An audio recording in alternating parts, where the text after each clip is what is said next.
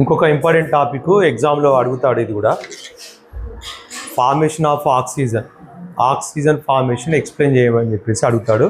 ఇది long answer క్వశ్చనే. మళ్ళీ ఎగ్జామ్ టైంలో మీరు అడుగుతూ ఉంటారు కదా, ఇంపార్టెంట్ చెప్పండి అని. ఇది ఒక AS1 క్వశ్చన్ మీకు ఇంపార్టెంట్ చెప్పట్లేదు ఇంకా, కానీ ఏమన్నానంటే ప్రీవియస్ చాప్టర్లే చెప్పలేదు. బట్ ఇక్కడ నుంచి చెప్పబోయే చాప్టర్ చెప్పేటప్పుడే నేను ఏవేవి ఇంపార్టెంటో ఎగ్జామ్ పర్పస్లో చెప్పుకుంటూ వెళ్తానని చెప్పాను. సో ఇది AS1 పర్పస్లో ఇది ఇంపార్టెంట్. నిన్న చెప్పిన నైట్రోజన్ మాలిక్యూల్ ఫార్మేషన్ కూడా 6 మార్క్స్ క్వశ్చన్, అది రెగ్యులర్గా అడుగుతూనే ఉంటారు, ఇది కూడా అడుగుతారు. సో ఇది ఎగ్జామ్లో వస్తుంది అన్నట్టుగా ప్రిపేర్ అవ్వండి. ఫార్మేషన్ ఆఫ్ ఆక్సిజన్లో ఫస్ట్ మనము ఏం రాయాలి? ఎలక్ట్రానిక్ కాన్ఫిగరేషన్ రాయాలి. Oxygen number 8. So 1s2 2s2 2px2 2py1 2pz1. So oxygen మనము లూయిస్ డాట్ స్ట్రక్చర్లో రాస్తే వ్యాలెన్స్ షెల్లో 2 పేర్స్ ఉన్నాయి, 2 లోన్ పేర్స్ ఉన్నాయి. సో ఈ 2 లోన్ పేర్స్ను నేను ఇలా చూపిస్తున్నాను. తర్వాత 2 లోన్ ఎలక్ట్రాన్స్ కూడా ఉన్నాయి.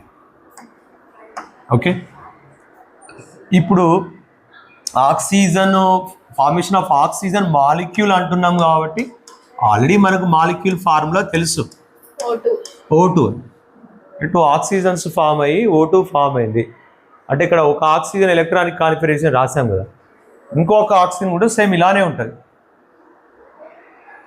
అయితే మన ఎలక్ట్రాన్ థియరీ ఆఫ్ వ్యాలెన్సీలో ఏం చెప్పుకుంటాము అంటే ఇక్కడ ఈ లోన్ ఎలక్ట్రాన్స్, ఈ లోన్ ఎలక్ట్రాన్ ఇది ఈ రెండు కలిసి మనకు ఈ రెండు కలిస్తే ఒక బాండ్, ఇంకొకటి లోన్ ఎలక్ట్రాన్స్ కూడా షేరింగ్ చేసుకుంటే ఇంకో బాండ్ అని చెప్పేసి అక్కడ చెప్పుకుంటాం, కానీ అది రాంగ్. సో ఎందుకు రాంగ్ అంటే ఇక్కడ మనము ఆర్బిటాల్స్ ఓవర్లాపింగ్ గురించి ఏం చెప్పుకోవట్లేదు. సో ఇప్పుడు ఎలా చెప్పుకుంటామంటే ఆక్సిజన్ లోపల ఒక PY/PZ ఆర్బిటాల్స్ లోన్ ఎలక్ట్రాన్స్తో ఉన్నాయి. సో ఇప్పుడు ఇది ఒక ఆక్సిజన్ అనుకుంటే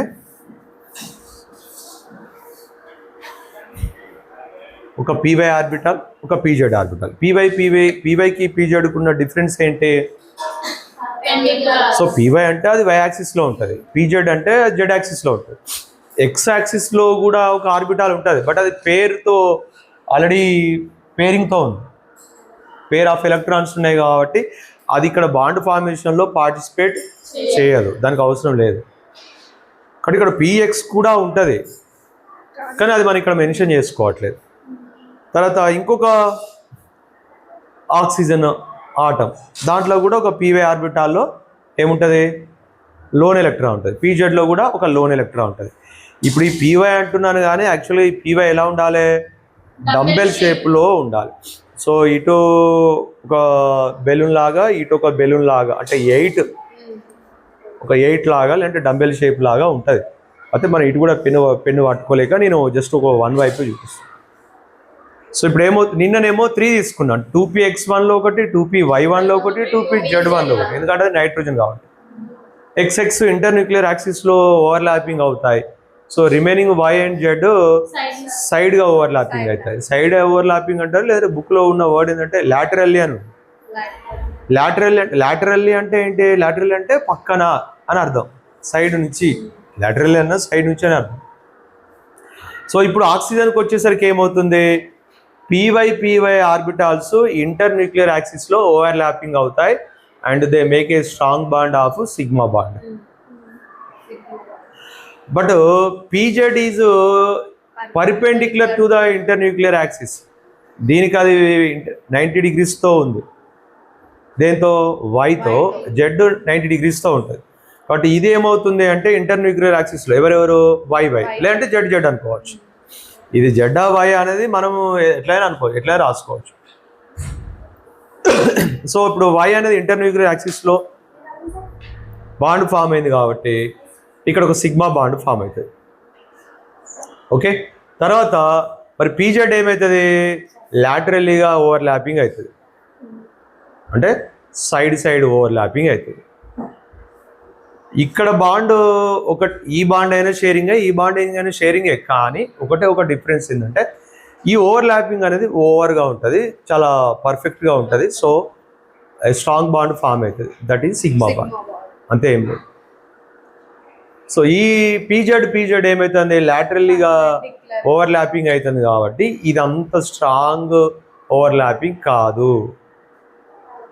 ఓకే, స్ట్రాంగ్ ఓవర్లాపింగ్ కాదు కాబట్టి ఇక్కడ ఏ బాండ్ వస్తుంది మీకు, పై బాండ్ వస్తుంది. ఒక సిగ్మా బాండ్, ఒక పై బాండ్. టోటల్ ఎన్ని బాండ్స్ ఉన్నాయి ఆక్సిజన్ మాలిక్యూల్ ఫార్మేషన్లో, 2 బాండ్స్.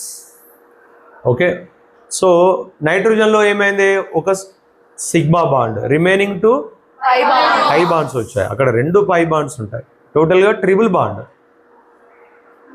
ఓకే, ట్రిపుల్ బాండ్ అంటాం. ఇక్కడ దీన్ని ఏమనాలి మరి, డబుల్ బాండ్. ఏమని రాస్తాము, 1 oxygen atom, py orbital of 1 oxygen atom is overlapping with another py orbital of another oxygen atom. Okay, py orbital of another oxygen atom and make a strong sigma bond. But pz orbital is perpendicular to the py orbital. py ki pz ఎలా ఉన్నది, perpendicular. So they make a pi bond with laterally overlapping. Overlapping అవ్వడం వల్ల pi bond form. So total గా there are 2 bonds in oxygen. ఇదే మనం అక్కడ రాసింది. అయితే ఆక్సిజన్కు టెక్స్ట్ బుక్లో ఫిగర్ లేదు. ఓకే, ఆక్సిజన్కు టెక్స్ట్ బుక్లో ఫిగర్ లేదు, కానీ ఒకవేళ వస్తే మాత్రం మనం డ్రా చేయాలి. వస్తే ఏం చేయాలి, డ్రా చేయాలి. అంటే ఏం చేయాలి, ఆల్రెడీ నైట్రోజన్కి ఏదైతే ఉందో ఫిగరు, ఆ ఫిగర్లో ఒకటి తీసేసేయాలి అంతే. కానీ చెప్పాలంటే నైట్రోజన్కి హార్డ్ అది, ఎందుకంటే పిఎక్స్ గీయాలి, పివై గీయాలి, పీజెడ్ గీయాలి. కానీ ఆక్సిజన్కు ఉన్న మంచి ఒక ఈజీనెస్ ఏంటంటే 2 గీస్తే సరిపోతుంది. ఇప్పుడు మనం ఏం చూపిస్తామంటే ఒక py ఆర్బిటాల్ చూపిస్తాను ఇట్లా. తర్వాత నేను ఇది ఇంకోలా చూపిస్తాను. సరే, ఇదే py అనుకుందాం, ఇది pz అనుకుందాం. py దీంట్లో ఏముంటుంది, ఒక లోన్ ఎలక్ట్రాన్ సమ్ ఏదో ఒక ఓరియంటేషన్తో ఉంటుంది. దీంట్లో ఒక లోన్ ఎలక్ట్రాన్ ఉంటుంది. సో దీన్ని py అన్నాం కాబట్టి దీని ఏమనాలి, pz. ఇది ఒక ఆక్సిజన్, ఇంకొక ఆక్సిజన్లో కూడా సేమ్ రైట్, సేమ్ మళ్ళీ ఒక py ఆర్బిటాల్ చూపిస్తాం. ఇది గీయడము నేను చెప్పినట్టుగానే 8లా గీయడమే బెస్ట్, ఎందుకంటే ఒకవైపు ఎక్కువ తక్కువ వస్తూ ఉంటుంది. బాగా ప్రాక్టీస్ చేయాలి, అంత ఈజీగా అయితే రా.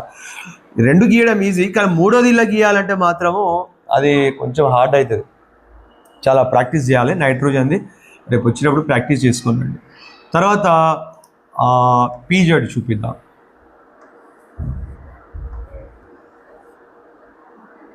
ఓకే రైట్, ఇది py ఆర్బిటాల్, ఇదేమో pz ఆర్బిటాల్. దీంట్లో కూడా ఒక లోన్ ఎలక్ట్రాన్ కంపల్సరీ అది డిఫరెంట్ ఓరియంటేషన్తోనే ఉండాలి. సో దీంట్లో డిఫరెంట్ ఓరియంటేషన్తో ఉండాలి. ఇదే ఎలక్ట్రాన్ ఇలా రొటేట్ అవుతూ ఉంటుంది, ఇలా. ఓకేనా, ఇక్కడ ఒకటి ఉంటుంది అనుకోవద్దు. సో ఇప్పుడు ఏమవుతున్నాయి, 2 ఓవర్లాపింగ్ అవుతున్నాయి కాబట్టి మళ్ళీ ఏం చేయాలి, సో ఇప్పుడు మనము మళ్ళీ దాన్ని చూపించాలి. ఇది కొంచెము ఇదే అన్నట్టు, ఇక్కడ కొంచెం ఫిగర్స్ అంత ఈజీ కాదు.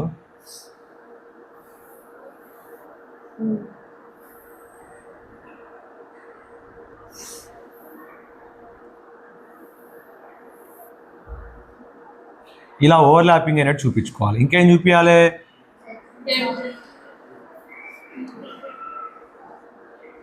ఓకే ఇప్పుడు దీంట్లో 2 ఒకటి క్లాక్ వైజ్ యాంటీ క్లాక్ వైజ్లో ఉన్న 2 ఎలక్ట్రాన్స్ చూపించాలి.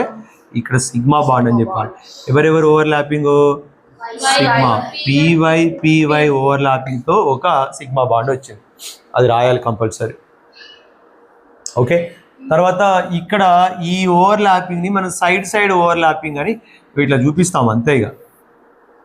ఓకే, కింద పైన చూపిస్తాం, బట్ ఇక్కడ ఇది పై బాండ్ ఏంటది, పీజెడ్. దీంట్లో ఏమి మిస్ అయింది, ఇంకా క్లాక్ వైజ్లో యాంటీ క్లాక్ వైజ్లో ఉండదు మిస్ అయిపోయింది. ఇది అంత నీట్గా అయితే రాదు, ఒకటేసారి మనం డైరెక్ట్గా గీస్తే ఖచ్చితంగా ప్రాక్టీస్ చేయాల్సిందే. ఏమని రాయేస్తాం కింద, O2 మాలిక్యూల్.